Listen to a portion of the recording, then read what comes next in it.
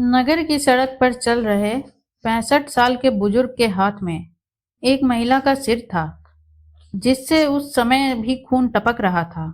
बुजुर्ग को उस हालत में जाते देख कुछ लोगों ने इस बात की सूचना पुलिस कंट्रोल रूम को दे दी थी। वह सिर को ले जाकर तालाब में फेंकना चाहता था।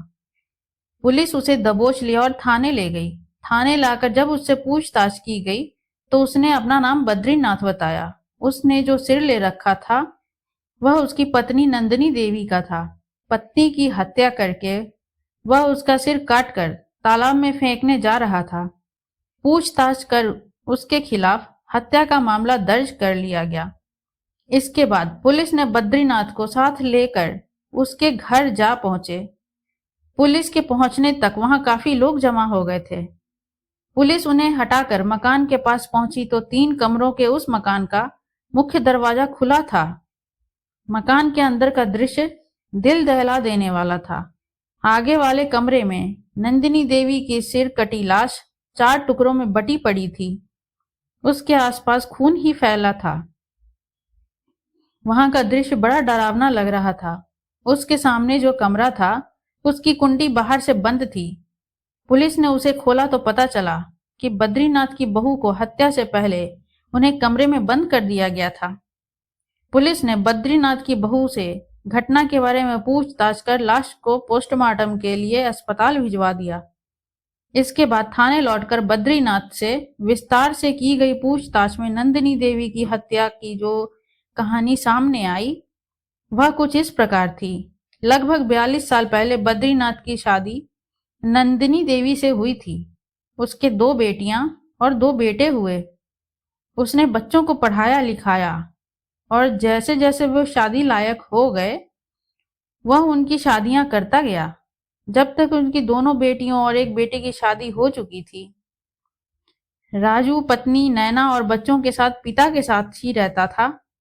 उससे छोटे रमेश की अभी शादी नहीं हुई थी। दोनों भाइयों की बढ़िया नौकरी थी। समय अपनी गति से बीतता रहा।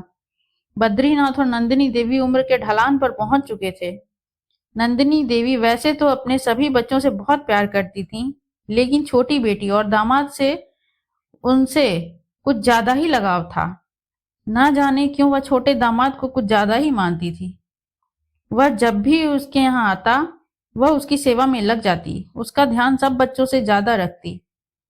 उसके साथ अधिक से अधिक समय बिताना चाहती। उससे बातें भी खूब करती, जबकि बद्रीनाथ को यह सब जरा भी पसंद नहीं था।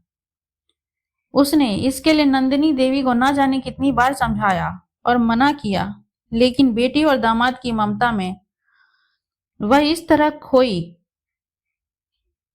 कि मानी ही नहीं। वह बेटी और दामाद से फोन पर भी लंबी लंबी बातें करती थी। कई बार समझाने और मना करने पर भी जब नंदिनी देवी नहीं मानी तो बद्रीनाथ के मन में दामाद और पत्नी को लेकर शक होने लगा। उसके मन में तरह तरह के गलत विचार आने लगे। उसे पत्नी पर से भरोसा उठने लगा। दिमाग में संदेह का जहर भरा तो उसे पत्नी से नफरत होने लगी। उसे लगता था कि उसकी पत्नी नंदिनी देवी और दामाद के बीच गलत संबंध है, जबकि नंदिनी देवी और उसके दामाद के बीच वैसा कुछ भी नहीं था। दोनों का चरित्र साफ था, लेकिन अगर किसी को संदेह हो जाए तो उसका इलाज ही क्या है। इसी संदेह की वजह से नंदिनी देवी और बद्रीनाथ में पति पत्नी जैसा मधुर संबंध नहीं रह गया। इसके बाद पति पत्नी में लड़ाई झगड़ा और मारपीट आम बात हो गई। बद्रीनाथ के बच्चे और बहू उसे समझा समझा कर थक गए, लेकिन न उसका संदेह दूर हुआ और न लड़ाई झगड़ा बंद हुआ। उसे पत्नी से ऐसी नफरत हो गई कि वह पत्नी से लड़ने और उसे मारने पीटने के बहाने खोजने लगा। बद्रीनाथ को जब भी पत्नी से लड़ाई होती उसे पीटते हुए उसका गला पकड़कर कहता, तू सच सच बता, तेरा दामाद के साथ क्या चल रहा है? तुझे बेटे की उम्र के दामाद से संबंध बनाते शर्म नहीं आती? पति के इस झूठे आरोप से नंदिनी देवी का खून खौल उठता। जवाब में वह कहती, बुढ़ापे में तुम्हारा दिमाग खराब हो गया है।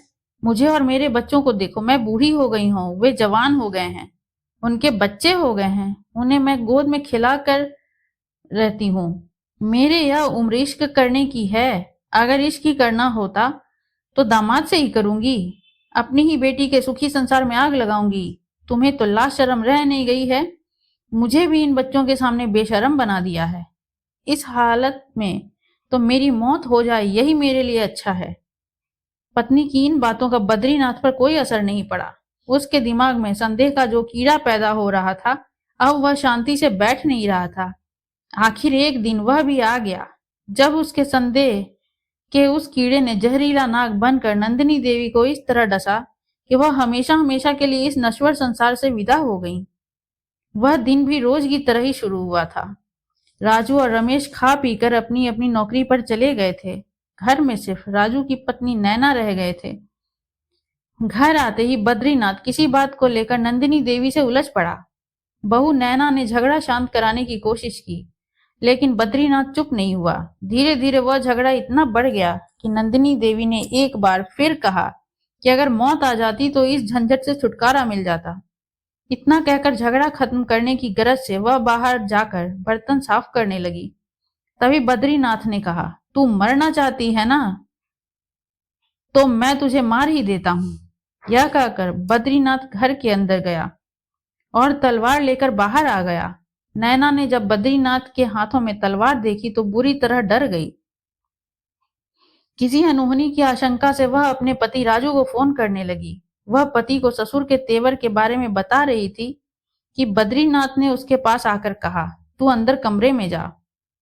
ससुर के गुस्से को नैना जानती थी, इसलिए उसकी बातों का विरोध किए बगैर वह चुपचाप अपने कमरे में चली गई। उसके कमरे में जाते ही बद्रीनाथ ने बाहर से कुंडी लगा दी। इसके बाद वह सीधे पत्नी के पास जा पहुंचा। नंदिनी देवी बर्तन साफ कर रही थी। बद्रीनाथ ने उसके पास आकर कहा, जब देखो तुम मरने की बात करती रहती हो ना, चलो आज तुम्हारी यह तमन्ना मैं पूरी कर देता हूं। नंदिनी देवी कुछ कह पाती इसके पहले ही बद्रीनाथ ने तलवार से नंदिनी देवी के सिर पर पूरी ताकत से वार कर दिया। नंदिनी देवी जोर से चीखी और सिर पकड़कर जमीन पर लौट गई।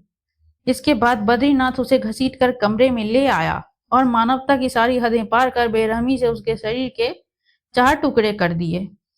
इसके बाद नंदिनी देवी का सिर कटा सिर लेकर वह तालाब में फेंकने जा रहा था। तभी लोग उसके पीछे लग गए। सूचना पाकर थाना पुलिस भी वहां पहुंच गई और उसे पकड़ लिया। पूरी कहानी सामने आ गई तो पुलिस मामला दर्ज करके बद्रीनाथ की दिमागी जांच मनोचिकित्सक से कराई कि उसका कहीं मानसिक संतुलन तो नहीं बिगड़ गया है।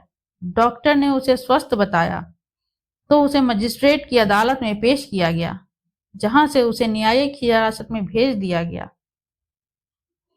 अगर यह कहानी आपको अच्छी लगी हो तो लाइक एवं सब्सक्राइब करें और इस कहानी से क्या शिक्षा मिली कमेंट में जरूर लिखें। धन्यवाद।